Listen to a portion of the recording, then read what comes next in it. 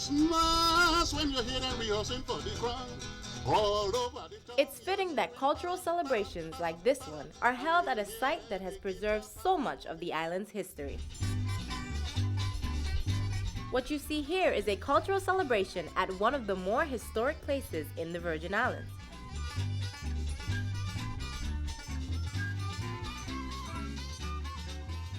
The Anneberg plantation on St. John is one of the more preserved plantations, dating back to the 18th century. Anneberg is one of the first and foremost sugar plantation sites on St. John. It was started shortly after the Danes took control of St. John in 1717. At over 500 acres, the Anneberg plantation was one of 25 sugar-producing estates on St. John during the 17 and 1800s. Located on the north side of the island, Anneberg overlooks Leinster Bay. The plantation was named after the daughter of William Gottschalk, its owner. The name of the plantation translates to Anna's Hill. Today, the Anneberg plantation is part of the National Park Service, and it's one of the park's more popular sites. It's significant in that it has one of the 5 windmills on St. John to crush the sugarcane.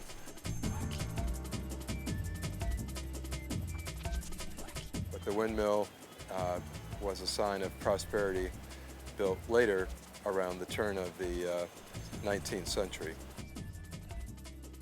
So it is a very popular site. It's often part of organized taxi tours or groups that will visit the island. They'll include Anneberg as a site where people can get off the bus, look around for 10 or 15 minutes, and get back on the bus, and they really get a good understanding of a typical sugar plantation of the 17 and 1800s. Anneberg is a cultural site for demonstration purposes. So in other words, we have a baker on site a few times a week that will bake traditional dumb bread or johnny cake with a charcoal oven, and she makes the bread from scratch, makes the fire, bakes it right before your eyes, and then gives out samples for people to eat. We also have a gardener on site that will describe and show you the plants inside the garden, the traditional plants that were used back in the plantation days. And there's also a docent program that's run in conjunction with the Friends of Virgin Islands National Park that throughout the week have volunteers that will guide people informally through the site to describe all the various aspects of the history and the significance of Anneberg.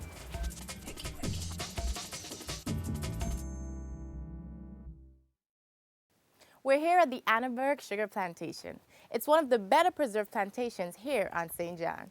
Now today we'll be touring the plantation with a very good friend of ours. You might remember him. So let's not waste any more time. Let's meet our guide and start our tour.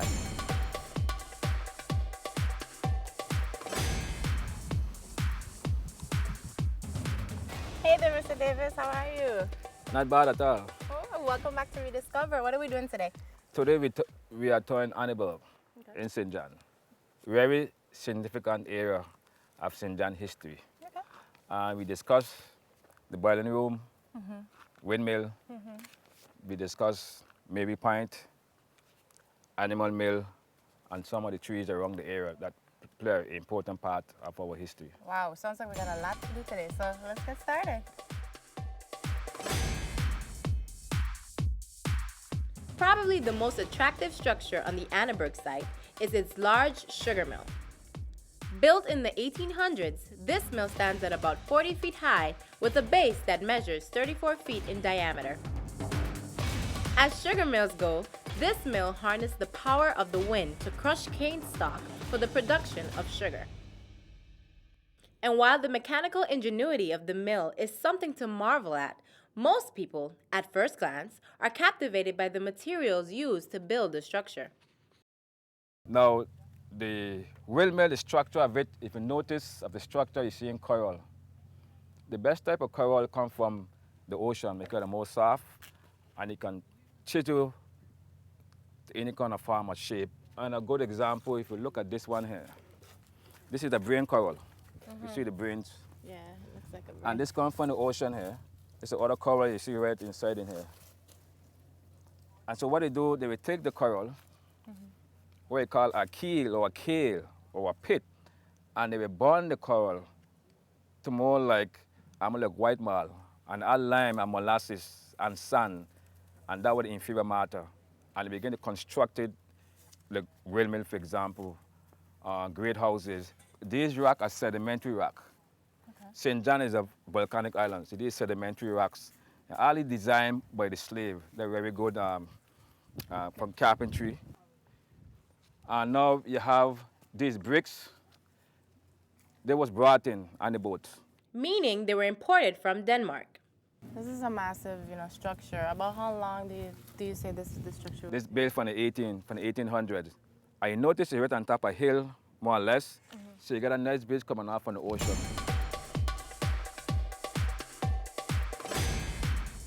To get a better idea of how this mill worked, we decided to climb inside of it. Immediately, you see how form enhances function. Windmills of the 1800s contained circular rollers that were spun by the wind. Once in motion, the rollers crushed the cane, sending the juice out to be processed. Looking out at this Anneberg mill, one can still see wooden frames throughout the structure. These wood here, probably going back from the original time of the windmill. See some of the woods up here in the wall. And then you can see how thick the walls are, extremely thick. And you can see more coral inside in here and a different kind of design of the coral. Downstairs, there is a dungeon downstairs of the windmill. As you're in here now, you're feeling the breeze. The wind coming from off the Atlantic Ocean. You think it was designed that way for it was designed, first of all, because this is a windmill. It's designed to turn. Okay. That's part of the sugar process. The wind comes from Atlantic and turn the wheel on the outside. Do you think there's anything different about this windmill as opposed to some that you've already seen on different plantations here in St. John? It depends on the topography, where it was built, and the type of design. The design go along with the landscape as well as the wind. Some windmill, they doesn't have this here, for example, this type of design. You can see with this door open area, how tall it is. And the wind is passing right through the area. You can feel the wind right now, as compared where you have one with a window that's more short. For example, say like up to here. Okay. So it all depends on topography. The enslaved African, they have plenty of time in time of building structure because it's cheap labor and they're slaves. So when you mention about the design of the windmill, it's the art of law from your great ancestors. And about how long do you think it would take them to kind of construct something like this back in those times? It could take a couple months, 3 to 4 months, because in those days they didn't have today have the technology. I understand. It could take, because this is the art of work to just do this here. I see. It's beautiful. And they build this structure to last, like for almost forever, so to speak. This one is built in the 1800s. So it built quite a long time, and they take the time building these structures. So today, this is really a monument to the art of these people who came before us.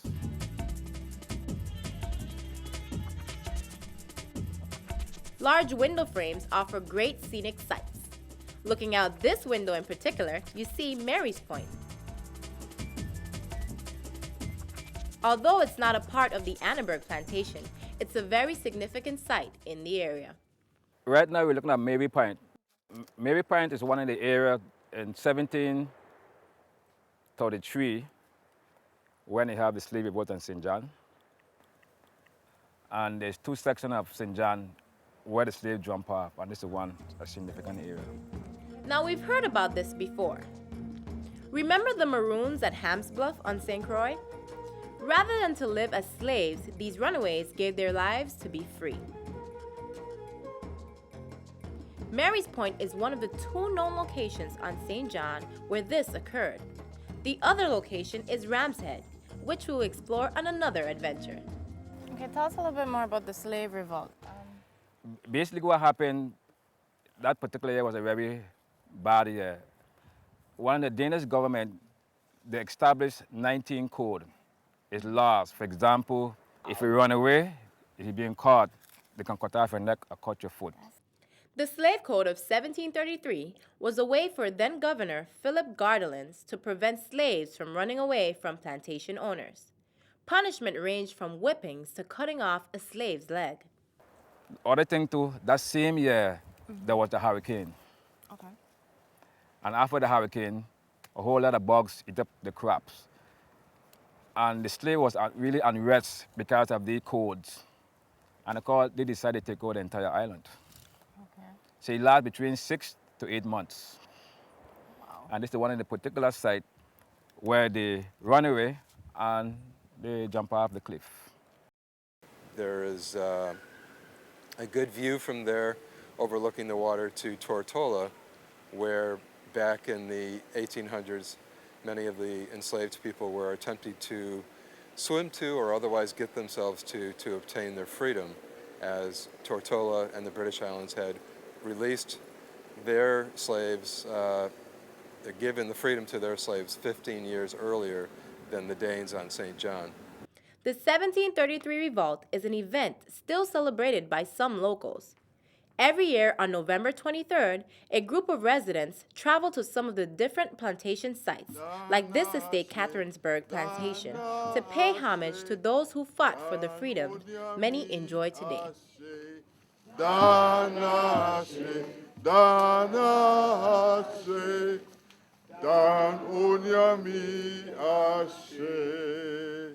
Yes, we have given thanks. Onyami in our country is the Father, He's the God. He guides us. He has brought us here up these paths.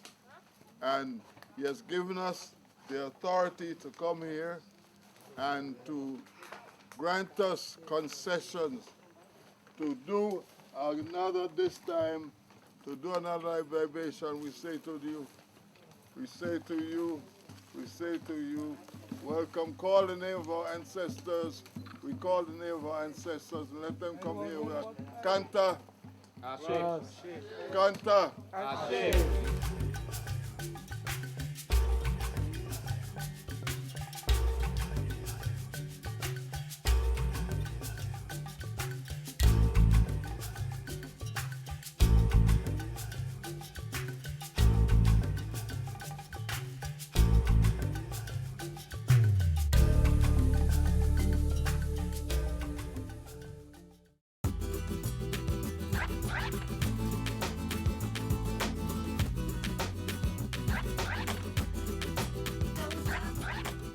Okay, Mr. Davis, what are we looking at? Right now we are in the boiling room. This is one of the most important part of the sugar factory.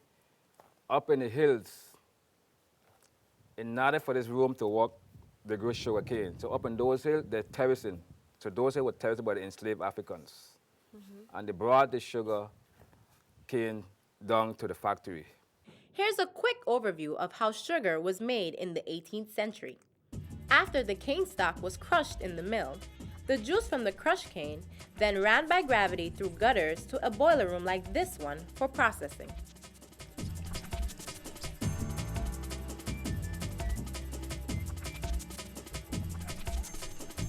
The cane juice would first flow into a large copper kettle where it was heated by fire.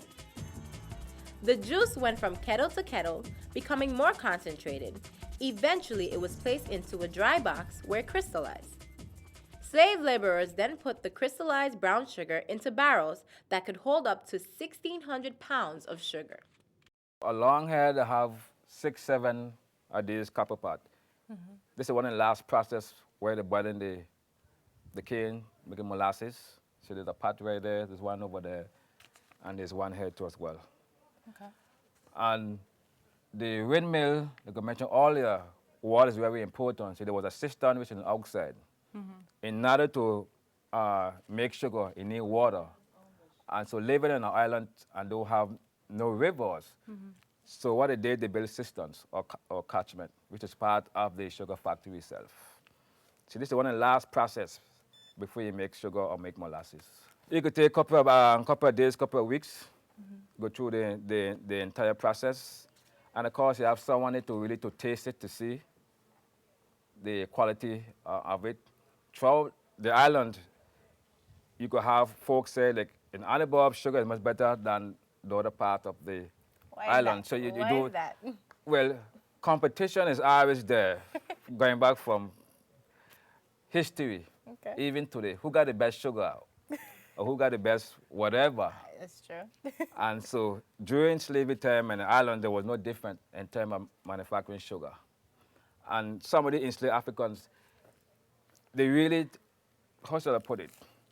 They really was into it, take the best quality, because sometime, over the period of time, a slave can buy his freedom.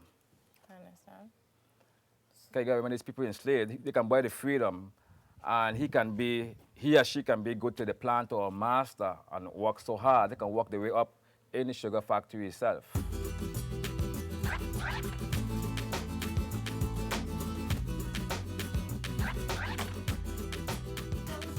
As you travel throughout the island, you see a sugar mill, and you look very similar to the one here. You will not see the exact same thing.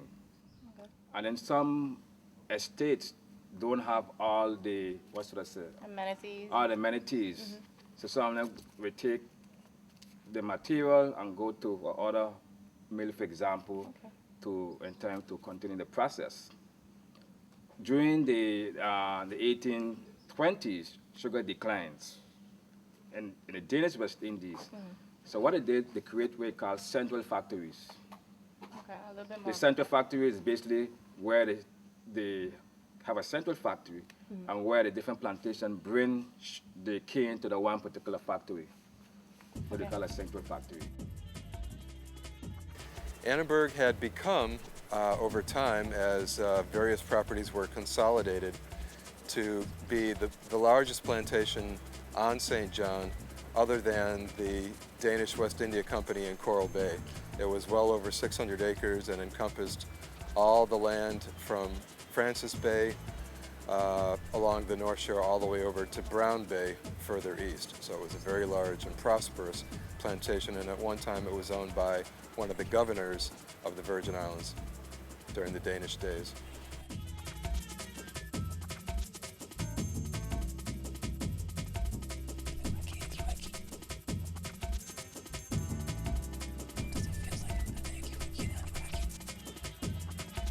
In addition to the mill and boiler room, there's also a dungeon on the plantation. So this is the dungeon. This is a dungeon where they used to keep slaves if you misbehave. You could be in here for a couple of weeks, couple of months. You can see how thick the wall is. Look at this wall. Very thick, and it's right below the windmill. Once inside, you immediately get a sense of how horrible conditions were for those punished and sent to spend time in this room. It's dark, the ceiling is low, the floor is covered in dirt, and there is a single small window to let light and air in. And of course, once they shut the door, and you got little people, everything here is in darkness. You know about how many people they would probably hold at a time? With this one here, you can hold more than 10. And like I mentioned, you could be here for quite a while. It could be for many different reasons why you're inside the dungeon. You look, like I said again, they misbehave, you didn't want to walk like that, or you was rude to your planter, or for example. So let's pretend we're there back years ago. The conditions in here, if you were kept in here for days, I could imagine. The condition was not, what should I say, internal sanitation was not all that good.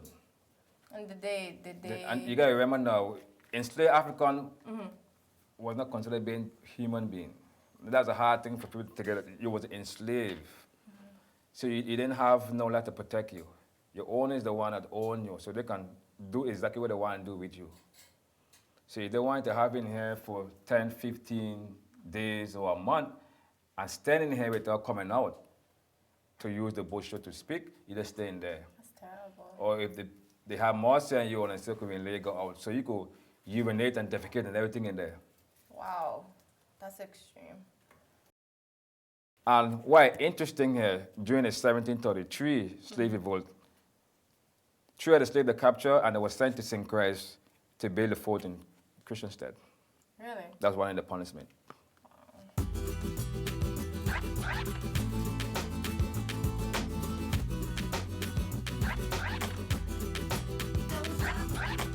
What you see here is an old brick oven which was used for cooking and baking such things as bread. Yeah, this is the oven. See, They have and it- coal put and in stuff there, in and it? this is closed up. Yeah, this is closed right up. They close this here up. But they put the whole thing and then Yeah, take it out and then they close close this up here, and they have like a stick, a long stick. It chalk the door, and then she open it, and this long stick, Go ahead. she put a stick under, and then it come on top, and then she bring it out. This oven is a part of this kitchen.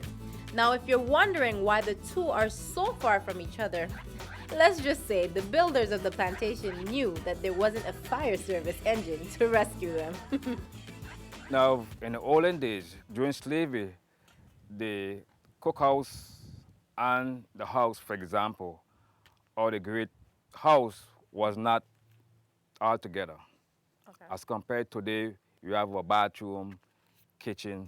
Everything in one. Yeah, the reason for that in case there's a fire, so the whole thing will not burn down. Like I said, the builders of this plantation thought of everything. They even thought about a sustainable fuel source for the oven. So we're here looking at some coal. Talk to me a little bit about it, Mr. Davis. Okay, coal or charcoal was a major part of the sugar plantation. They will collect the woods and they create what we call a coal pit. Okay. It's about 6 feet long, 4 feet wide. And they collect this wood and they will lining them up going east and going west. And then they put dirt on top of it and then grass. Okay. And then they will light it. It will take a week or two. And when the coal is made, all the water from the wood evaporated and they get the coal. And that's how they be able to cook. They look, for example, in a cookhouse, Cookhouse, okay. or the oven, for example. So this was a major part of the plantation work. But at the same time, it have a major impact on the forest, because they cut down the trees for the coal. We're just about through with our tour of the Anneberg plantation. But before we leave, I stopped to learn about some interesting folk tales regarding a very popular fruit in the Caribbean. The gemep tree is not from the Caribbean. It was brought here by the Calinos, Indian, the so-called Caribs. The reason for that because it's a sacred tree. For those not familiar with the genep tree, its official name is the mamoncillo. It grows to be about 90 feet tall and produces a green fruit which grows in bunches.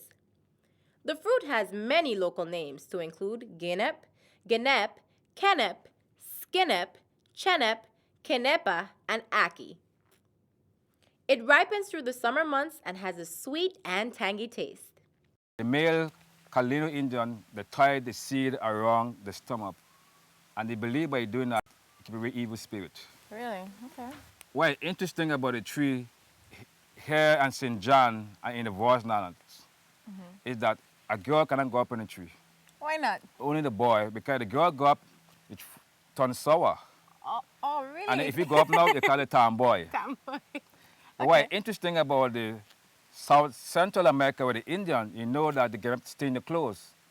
So they make a fragrance with the water and they will sprinkle it on the woman's body and it turn black, spot all over.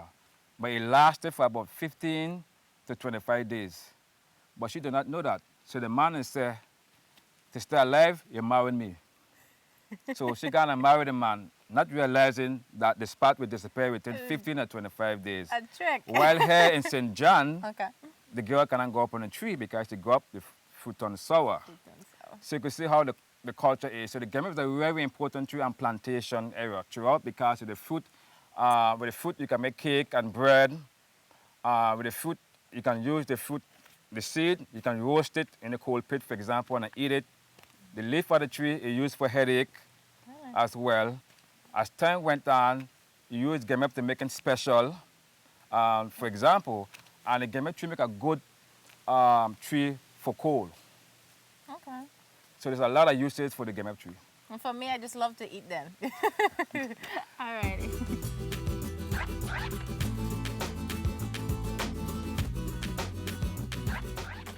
The Anneberg plantation on St. John is one of those rare gems that allow people to get a glimpse and feel of what life was like centuries ago. Thanks to the National Park Service for their preservation of this treasure, and to Mr. Olasee Davis for taking us on a tour of the site. And thank you for watching. So until next time, remember to cherish your home, this beautiful island, but most of all, cherish each other.